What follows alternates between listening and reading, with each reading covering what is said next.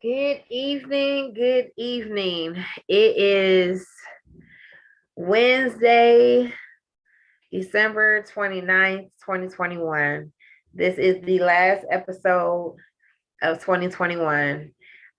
Thank you so much for joining in all year long. Thank you so much. Again, we are live on Facebook.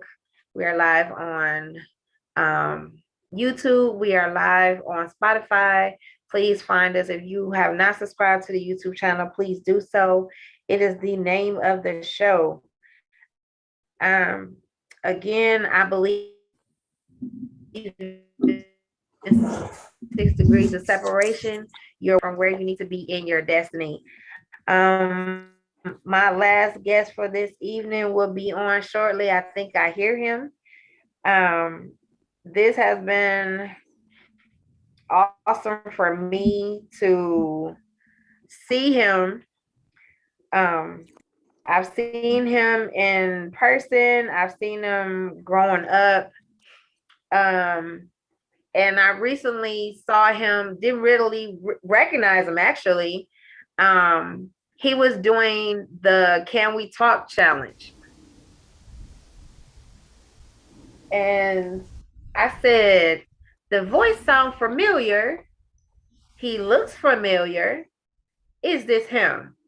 So when I looked him up, it was Trevale Dion. Can you hear me? Hold on.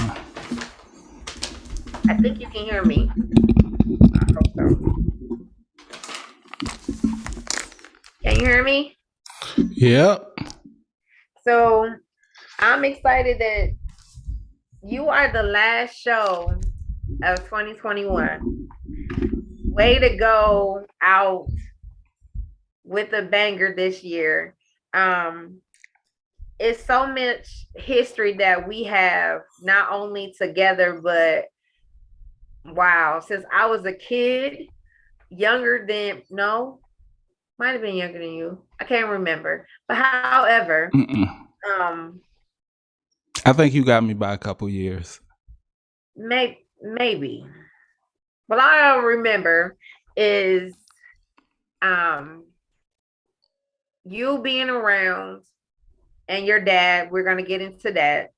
It all started at Wayside Missionary Baptist Church. Well, might as well say I was born and raised, and all I knew was music. Mm-hmm. And yeah.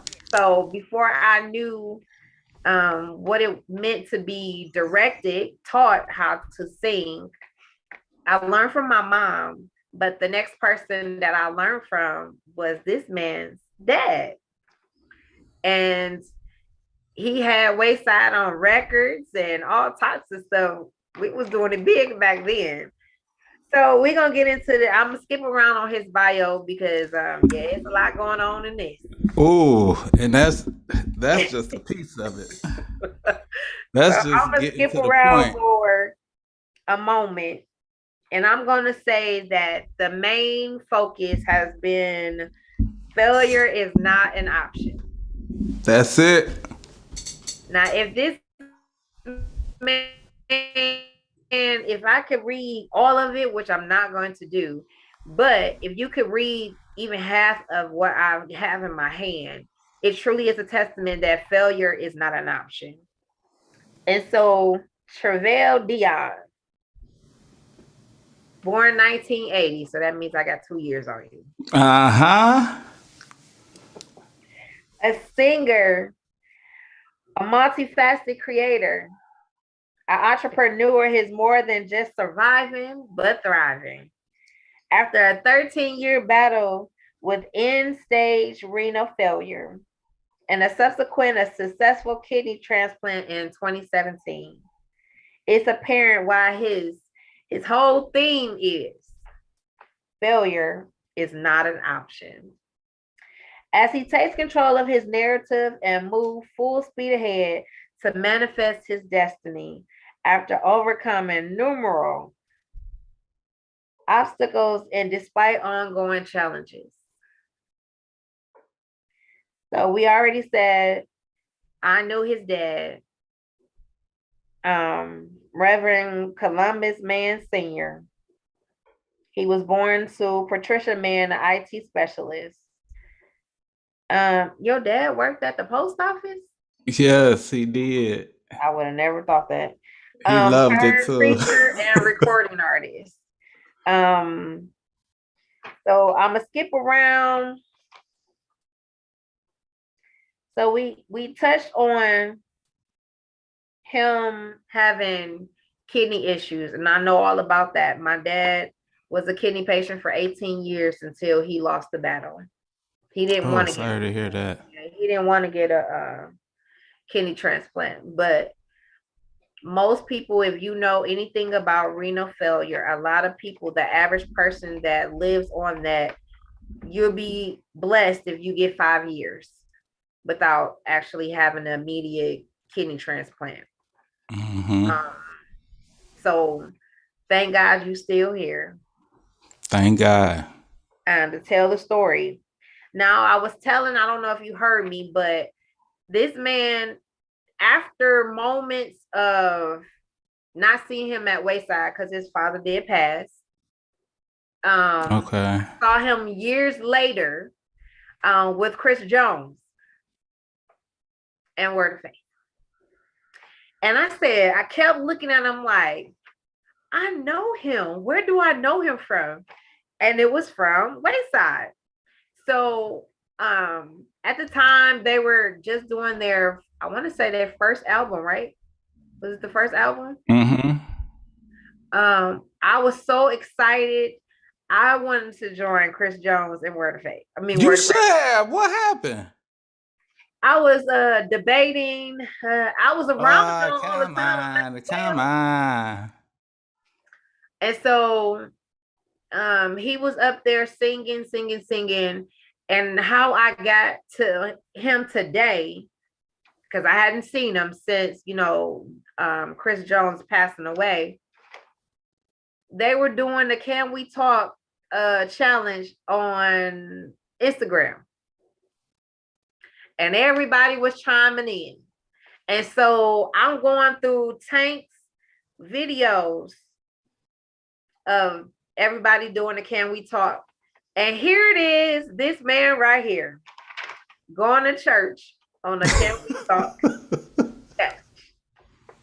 And I'm looking at him again. I'm like, I know him. And so I knew him as Dion. I didn't know his first name. And so I'm like, oh my God, that's him. Let me reach out to him and, talk to him and stuff. And I was like, you know what? I'm going through his Instagram and here it is. He's a designer. Ding, ding. The bells went off like, you got to get him on your show. And so here we are today. Again, I'm going to skip past the drama. We don't get into that in the conversation.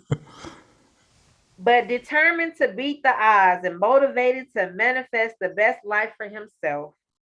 In 2018, while recovering from his kidney transplant, he launched 7980, a novelty t-shirt company that has now transformed into a capsule luxury lifestyle brand. While continuing to build his brand, he has also began production of a YouTube documentary series reflecting on his kidney journey and navigating life after his transplant as an entrepreneur, creative, and businessman. He has also reignited his passion for music and is taking a fresh and authentic approach to his artistic expression going into this new chapter. I have no choice but to thrive.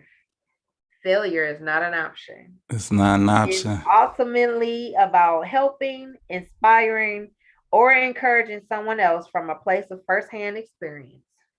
It hits different coming from someone who's been through what you're going through and came out victorious.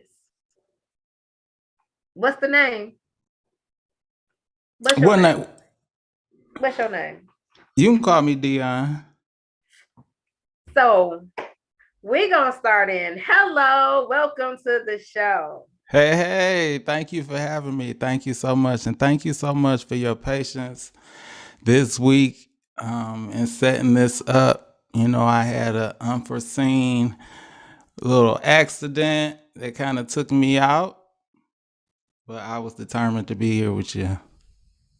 I said that this morning. I said, listen, after not going into detail, then I saw a picture of you on some crutches. I said, most people would be like, you know what, I'm gonna reschedule. He's like, no, the show must go on. I said, so I Yeah, commend absolutely. you for still coming on the show. Absolutely. Absolutely. Had the So support.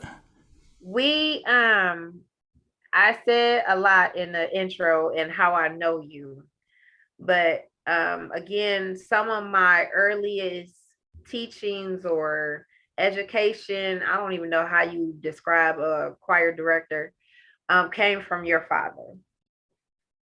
And when did you begin to know that you were able to sing? What age were you? I believe I was I believe I was 6 years old. Mm-hmm. Yeah, I was in first grade. Yeah, I was in first grade, and in primary school they had a program that they did every year, and the program, it was a Black History program, and so they wanted someone to sing "Summertime." I don't know how I ended up with the gig. I don't remember, but that was the first time that it was acknowledged and like brought to my attention that I have something special. So just to let you know, FYI, before you get off, you know you singing, right? Ah! Praise the Lord. That How? is so funny. I watched a couple episodes and you had some powerhouses on here and they escaped without singing. And I was like, she is not going to ask me to sing. Yes. So if you're talking about soul, the first time I had them on, all of them sung. Okay. So this time, we didn't. I didn't have them to sing, but yeah, the first time they were on, every last one of them sung a snippet. Yes, sir. Okay. Now you have my homie Travis Malloy. Shout out to Travis Malloy. Millions, billions, trillions. Yes. Now that's a singing so and so. Yeah, I didn't have him to sing because he was on the side of the road in his Oh yeah. Range Rover talking to me. Hmm. So yes, I've had some people on here that really get the under control. So yes, Okay. sir. Praise the Lord. You ain't gotta do it now, but you will. All right. Hallelujah. All right. Yes, sir. So now that we got the singing established, when was the first moment, or when did you know about your kidney issue? The end of 2009. I found out what the issue was. I knew there was an issue. I just didn't know what the issue was. Mm-hmm. Excuse me. I actually was singing with a portion of Word of Praise for Chris Jones' brother, Cedric Jones. He's a pastor now. Shout out to Cedric Jones and his wife, Mm-hmm. Quanya. Um, she was planning a surprise for him for his pastor anniversary. So she got some of the members together to sing. And so sometimes when we get together, they asked me to fill in for Chris, sing his song. So they asked me to sing "Paving the Way," and during the song, I kind of got lightheaded, and it was a struggle to get through the song. So I really knew at that point that something was wrong. But by that time, I had lost a lot of weight, and initially when I went to the hospital, I was down to 135 pounds from like 190. So yeah. I know my dad, when I think he found out, it was I don't know if it started first with the issue of using the restroom, um and his pigmentation. My dad was dark already. He begins to get darker, and he had moments of, passing out and things of that nature.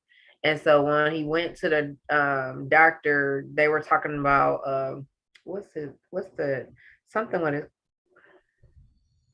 his numbers were off. And His creatinine. yeah, there you go. Mm-hmm. Was off. And so then that's when we were brought in as the conversation as a family. Okay, this is what's going on. And they were given options. At that time, I think he had emergency surgery to put in the grafts, Mm-hmm. and he had several of them. And half the time, they were clogging up a lot. Um, he was in and out of the hospitals all the time. Um, and so I understand the journey. So can you explain some of that as a person who's actually going through it? Yeah. When my kidney journey began, it was a result of I had colitis.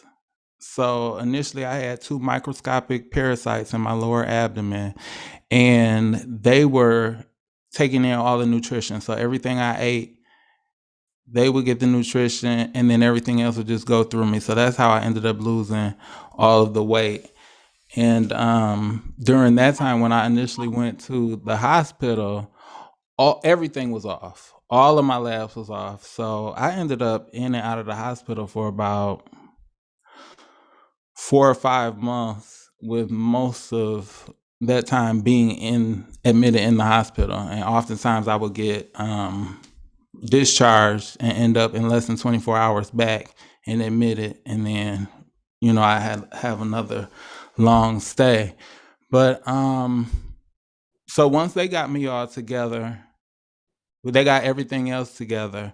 I've had a bad heart since I was a kid. Like when I was 15 years old, I found out I had mitral valve prolapse, and that's when one of the valves in your lungs, they kind of stutter when it pumps. And they told me I had the heart of a 55-year-old at 15.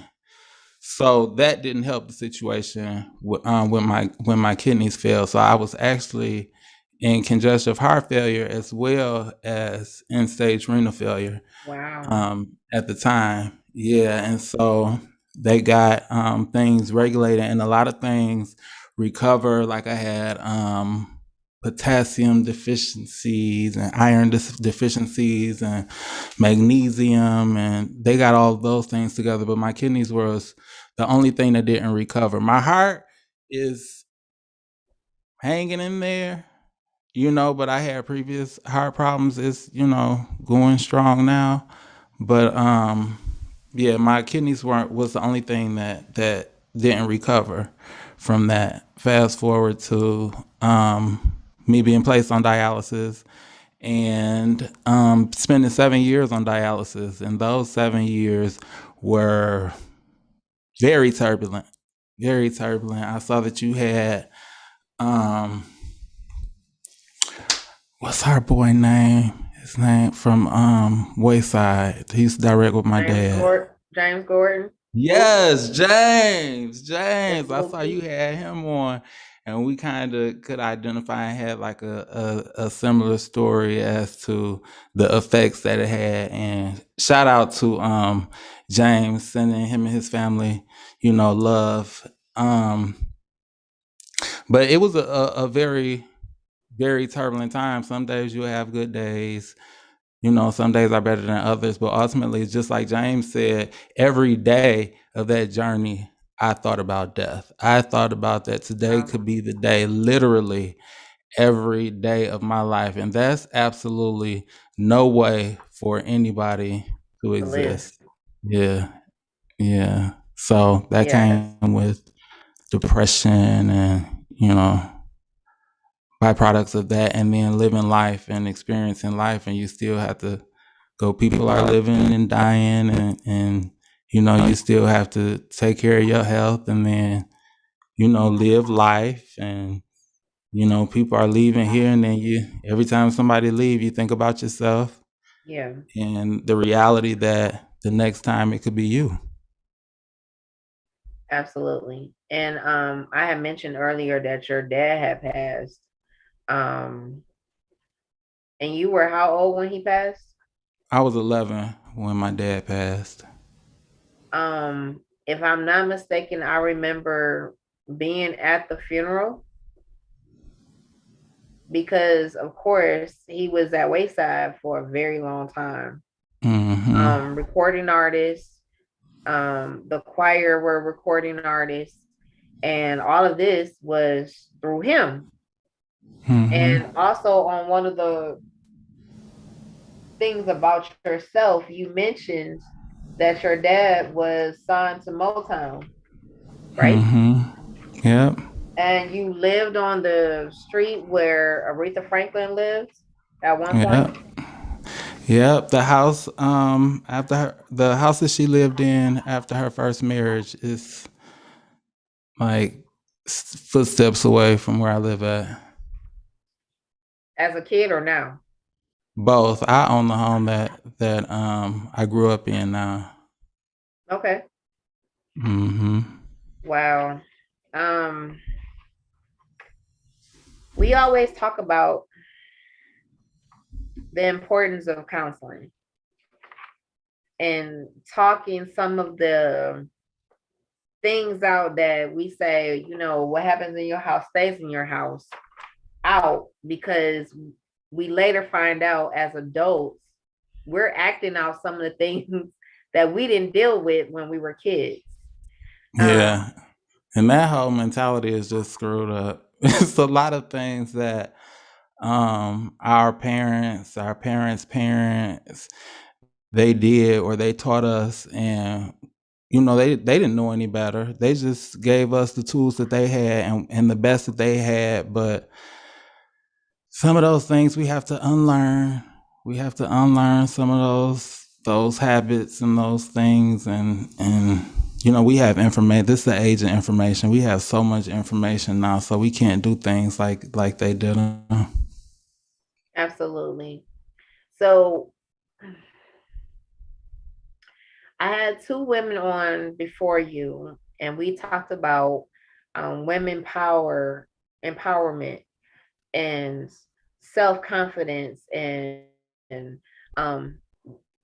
finding ways to be the better version of yourself. And in reading your bio, it's the same identical story of reinventing yourself like daily to be a better version of yourself. So what was that turning point for you where you decided, look, this right here is not me. I need something better. That's a good question. Um, I've had I've had many epiphanies where it was like something is it's just something is just it's just not right. And so I have been battling back and forth for many years, trying to figure out who I am, and how to exist as an authentic person and the best authentic person that I can be. But I would say, right before the pandemic is when everything really like clicked for me, and then I started doing a lot of research and reading and self help, but that was following psychotherapy. So psychotherapy, I think, was the I guess that would be the answer to your question. The psychotherapy was like the seed that was planted, and then I just kept watering after that. And I started psychotherapy after my mother passed in 2016. So what exactly is psychotherapy? Going to see a shrink. That's just the technical name for it. Okay. Yeah. Help a sister out. Yeah. I was like, Yeah. I went to see a shrink after my mom I'm like, passed. are we doing probes or something I don't know about? Yeah. No, no, I just went to go see a shrink, and that really like that began. That was the beginning of the process to really dive deep into becoming my best version. And that helps with I had a young lady on the other Sunday, Mari, about when we're in counseling, we have to do go on rewind, which helps to unlock some of the doors that our brain has shut off so we don't have to deal with the drama and trauma of our lives. Hmm. And so what was the moment of going forward after unlocking some of the things or feelings that you had with maybe the passing of your dad, um, the housing or life situation after that? Um, for me, it's ongoing. Everything is ongoing. I'm continuously learning things about myself. Holding myself accountable, correcting things or working on correcting things that I can change, and yeah, it's a daily process for me. Now, the key to that process was when I got to the point where I was 100% honest with myself. That was the turning point for me. I always tell my friends that being honest with yourself is a superpower, Mm-hmm. because when you're honest with yourself, you're able to address your issues from a totally different perspective than when you had the blinders on. And a lot of times, the blinders keep you in a victim mentality, but the when you hold yourself accountable, it takes you out of that victim space. Also, it opened up the whole picture. Like a lot of things that I'm learning, we're constantly learning. Some people did certain things based off half truths, which caused you to move in certain arenas or different things to um, avoid. I don't for say that I'm a confrontational person. I'm not, but don't push me. Um, and there's always the ways of um, yeah, learn the lessons and move from there. You can't Learn the expect. lessons and be honest about your place in the lessons. Be honest with yourself. Like I would have issues. I'm a poor communicator because I am not a confrontational person by nature. I just shut down. And to the point where I mean, you just never see or hear from me again. Mhm, But and that's not a good thing. And you know, mhm. that's something that that I work on. But when you can take responsibility for not only your part but your part in allowing certain things to happen, because a lot of things happen to us because there's a history of us allowing these things to happen, so people Happen think that to it's us. Yep, okay to treat us a certain kind of way. And so when I say hold yourself accountable, take accountability for that, not saying take accountability for how they treated you, but you have to take accountability for your part in allowing them to treat you that way. So absolutely. yeah, that's a major piece of the puzzle. That was a major piece of the puzzle for me. That was like a breakthrough moment, because it was like people aren't, necessarily doing things to you, but you tend to allow certain things. And so Yes, it's my things. Yeah, responsibility to set those boundaries and let people know, hey, this is where we draw the line in the sand, you know. So yeah, accountability plays a big part, and oh, I love it. So now that you have a new kidney, do you have one or two? One. One new kidney? Mm-hmm. Okay.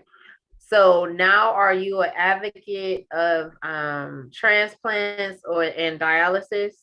Like, do you go back to the centers and talk, give encouragement speeches?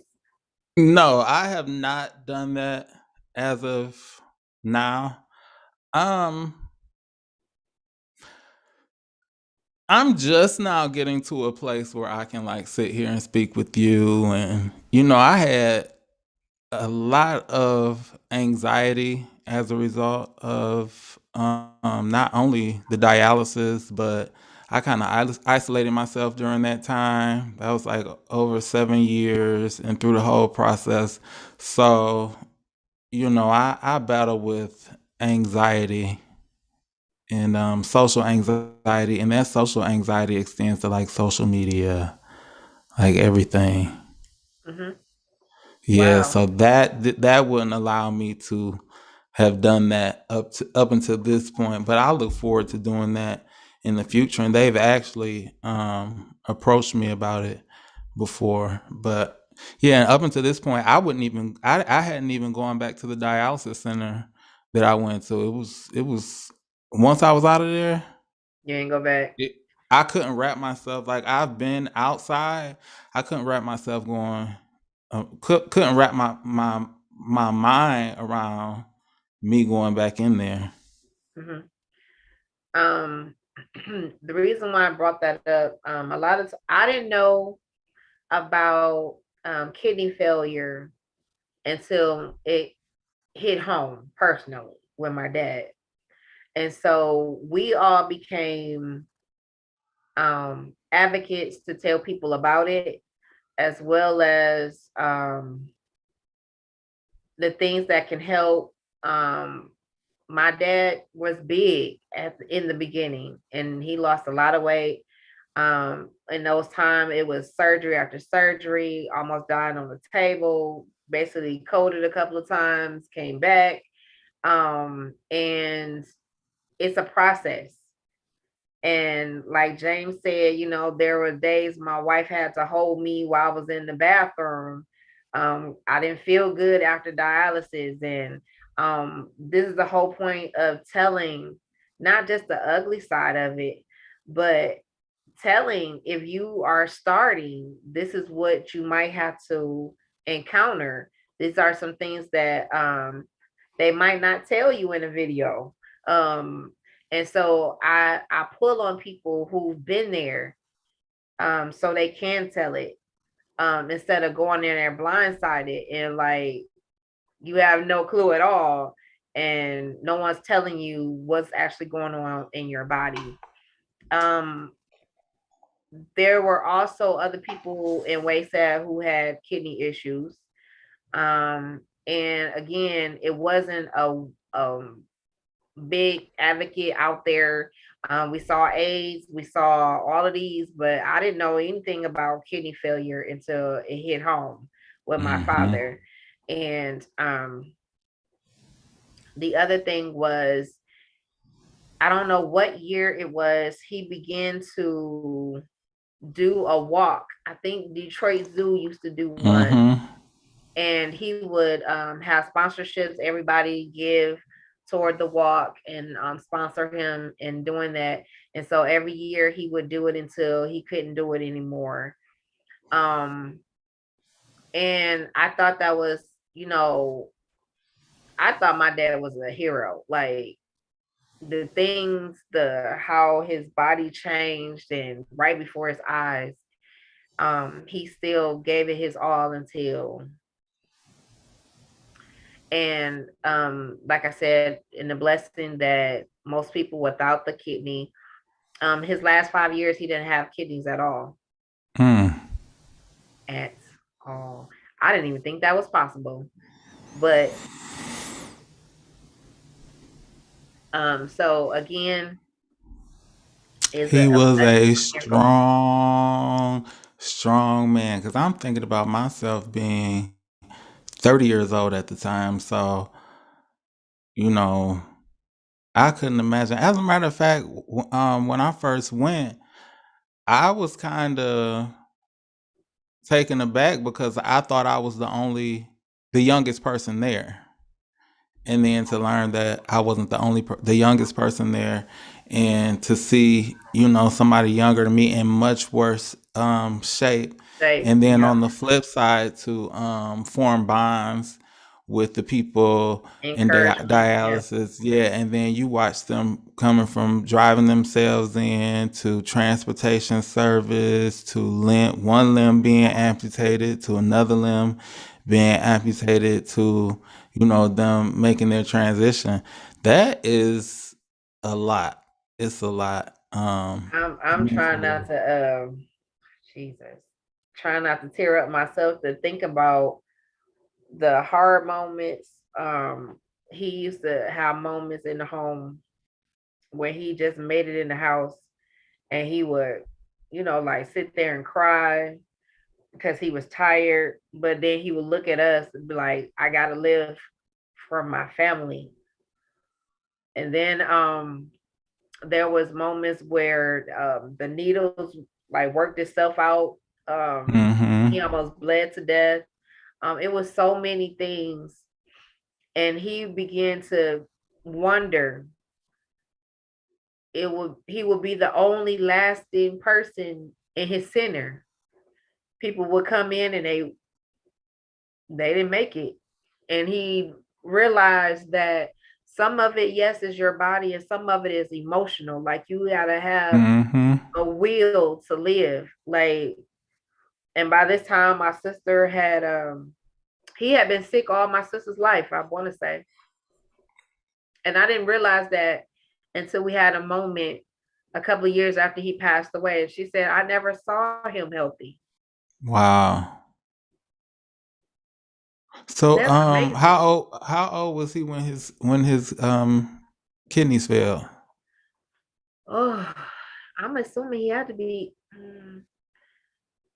I don't know, maybe it's 30 something. No,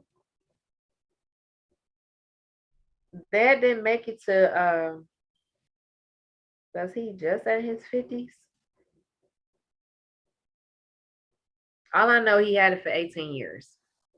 Yeah, he was very strong to be able to still do the things that he did and to be an active and supportive father. That's absolutely amazing. Of That course, is that amazing. changes the dynamic of the home because now he couldn't work because he had to be. And that was another thing I wanted to bring up. My dad was such a big family man, so there was moments that he couldn't go because he had to be at dialysis. He Mm-hmm. couldn't go on the trips anymore, or he had to watch what he was drinking because there's so much he couldn't take off on the fluids off of Mm-hmm. all of this stuff. It's like how how do you do that? When you are so used to a way of life, and then in that moment, you got to make a decision. Like you want to live or not. Absolutely. And that's what ultimately makes the difference, whether or not you want to be here and what you're willing to do to stay here. For me, it was being compliant. I was 100% compliant. I was compliant with the diet. I was compliant with my treatments. Yeah, that's people ask me what's the secret. It's not a secret. I complied. I did what they told me to do. I was a little mouse. I loved cheese, but I had to stop eating cheese. I mean, it's not worth my life. I don't eat cheese to this day. Well, I'll eat it, but I don't buy it. But it wasn't worth it for me. I wanted to stick around. Yeah, that was the diet thing. I mean, he went from a king's full size plate to he would have us to fix the plate, but he wasn't eating half of the plate. And I think it was a mental thing, in the control of how much. Don't tell me how much I need to eat. until, like, okay, we're gonna portion your plate. And he was like, no, give me the full plate. You was wasting it. But however, Mm-hmm. for you, okay. And Just wrap so it up for me. yes, just wrap it up. So it was that, and the nurses that was with him, he eventually ended up being in a couple of facilities, because he would no longer could be at home. Mom couldn't do it no more. And he worked his way to getting out of the facility to come home. And that's when it happened. Mm. Once he got home, and we thought, I think he knew. But however, yeah, that's, you know, it happened now. So now we're gonna get on to that. I'm tired of crying now. Thank you very much. Appreciate it. You know he's proud of you. He's so proud of you. You got to That know that. Dad was one of those, that was my best friend. And I didn't think life would ever go on without my best friend. My dad was the one that says, it's time for you to come home for us to have our pep talk. And so I don't have that person per se to say it's time to have a pep talk. Mm-hmm. And he told me one time he coded and he said, I got a message for you. I said, what's the message, Dad? He said, God said, write the vision and make it plain. Make it plain. Huh? What? He didn't tell me about something else. He said, no. God said, write the vision and make it plain. Mm-hmm. And he told me a week. That's how I feel like he knew. A week before, the week of, he called me and said, he apologized to me for not being the best dad. So he thought. And I said, Dad, what you talking about? Like, you my hero. He said, I should have pushed you more. He said, but I want you to go back to your first love in writing and be you. I said, okay, Dad. And later on that week, that's when he passed. But I'm here. I'm Yes, and totally, those are words to live by. He gave you, I mean, he gave you something great to hold on to moving forward, and something to keep you motivated. Cause this journey gets tough, it you does. know. But It does. yeah, you got that to hold on to. You all right. I was so mad that I had just deleted his voicemail, cleaning out my phone. If I would have knew that was the last time I was literally gonna hear his voice, I would have kept it. But every Mm-hmm. now and then, I had those moments and be like, Dad, if you only could see this, with me marrying my first love, if only, Dad, you could see this, you would never believe this. And it's funny sometimes, but with those moments and transitioning in life, how did you come up with your design for your clothes? Actually, that inspiration came after my best friend was murdered. Um, back in 2017, he was murdered. Um, um, about a year after my mother passed. So he was a serial entrepreneur, businessman, and he was young and laser focused on handling business and like things I'm doing now. That's what he was doing when he was here. So a lot of the motivation came came from that. Actually, like going through with it and following through with it. A lot of inspiration came from that. And actually, during the time he made his transition, I was in contact with one of his cousins, and I have like these witty like one liners, but I don't realize it. Other people realize it, and they think it's funny, but I don't realize it until they bring it into my attention. And she was like, "You should start making T-shirts." And so that kind of got the ball rolling. But when I looked into I started doing my research, and that market was like really oversaturated, like with slogan T-shirts and one-liners and things of that nature. It was really oversaturated. And two, when I was getting my samples, I was not finding the like kind of quality garments that I wanted to put my name behind. So then that is what kind of derailed or detoured the journey to the luxury side, is when I found like the manufacturer to actually make premium, high quality garments for me. So is it just the hoodies, or what else are you doing with the Right design? now, I have the hoodies, sweatshirts, and t-shirts, and then moving forward, we're doing beanies, sweatpants, and sweatshorts, and then we'll feel our way through that and see how that works out, see how the load is, Mhm. and then take it from there. So how did you actually come up with that particular design, like the one you have on right now? Okay, this design came from me seeing a lot of bear t-shirts. Bears. I just saw bears everywhere. I was so sick of bears, so sick of seeing bears.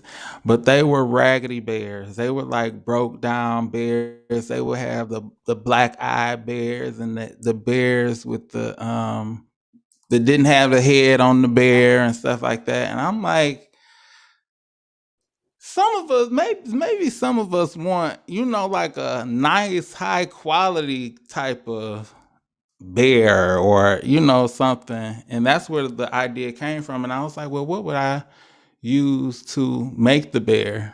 And I thought about shearling, because it's like, it's furry and got that kind of material. And then it just took off from there. Oh, it's uh, somebody, Marvin Miller. Hey bro, that's my brother. He said you helped him greatly during his time of dialysis. Forever grateful. Yes, he is definitely a kidney warrior. He is. That's Wow, my guy. Shout out to Marvin Miller. that is awesome. Again, I like I said, fate has it where you get connected at the right time, at the right moments in a It person's always life. happens like that. Always happens like that. And again, there has been several gaps where we interacted. Like as kids, didn't see you anymore. As an adult, singing with Chris, didn't see you anymore. To today. And off Can We Talk challenge. Who would have thought I would have Who would seen have you? thought? And we wasn't like Instagram friends or anything. So I'm just like I love Tank. So anybody in the world, there's a couple of Shout out to people Tank. Tank is that guy. who I He's would the love blueprint. to be on my podcast, for me to meet them in person, however it goes. Tank is one of them. And he put the challenge out here for the Tevin Campbell Can We Talk challenge. And I'm scrolling through all these amazing singers, all some of my favorite gospel artists. Mm-hmm. R&B came out of the woodworks doing this. And voila, I see this video. And I'm like, he looks familiar. Let me look. And sure enough, it's who I thought it was. And this is gonna be the moment where you're gonna sing.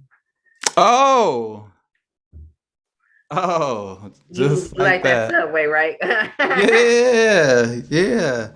I don't even. I don't care what you sing. It could be an R&B song. It could be a guy. I don't care. As long as you sing. Go on, bless the people. Mm, mm, mm. I made a profile on Tinder since you love me to be with her. I guess it means I'm getting desperate. Wish I could return to sender, but you don't want me no more. I don't even know what for. You must wanted something different. Still don't know what I was missing. What you ask. I would have given it ain't right. How these hoes be winning, why they be winning. Mm. No hope for someone like me. How come they be winning? Hey, I don't wanna be. You gon' make a hoe out of me. Yeah, I don't have That much was of a. Jasmine, right? Yeah, that's what I was listening to right before I logged on. Listen, I'm just excited that we cross paths one more time, as they say, and that the world hasn't seen even a smidget of not only the talent that you bring, the motivation, the inspiration on every level, not just in healing, um, but you came through one of the worst seasons, that a lot of people didn't make it, both on a mental state as well as health, Mm-hmm. especially all of that hitting you one moment after another. Um, so the strength is also in you. And I want people to know going into the new year, there's no excuses. No, I'm going in saying I'm unstoppable. That's my signature, that I'm unstoppable. I no longer allow anyone or anything to hold me back. I did Mm-hmm. 16 years with somebody else's control. Nobody has that right anymore. That's right. We gotta take Nobody. control of our narrative. Yes, I'm with you on that. All 2022, we winning. That's it. Nothing less than wins. Nothing less. And an hour goes so fast when you're having so much fun. When you're having Um, fun. um, Again, I am grateful that this was my last episode for 2021. And I couldn't think of no one greater, no one better than you to end our 2021 with this episode, this season of triumph after triumph. I sometimes look back and I have to be honest with myself. I had no clue or no idea, even all the guests that came on, that they were going to come on, from the regular 9 to 5 person to the celebrities. I had no clue or no idea, but God knew. And And shout so, out to you for that, for your vision, for following through with the vision, for sharing your platform with so many people, and to big up other people. It takes a lot, to do that, and you do it with such grace, and you have such a genuine spirit, and I appreciate you so much. Shout out to you for that. Shout out to you. thank you. Yes. the moment of, as a grown person, I still want to say I'm still reaching to make my parents proud of me. Um, and to be able to turn the corner, because it was rough at, moments where I almost let go. But thank God I didn't let go. Thank God. And he didn't let me go. So I'm looking from, there's nowhere else to go but up from here. Mm-hmm. A bigger stage, um, an upgrade to the show.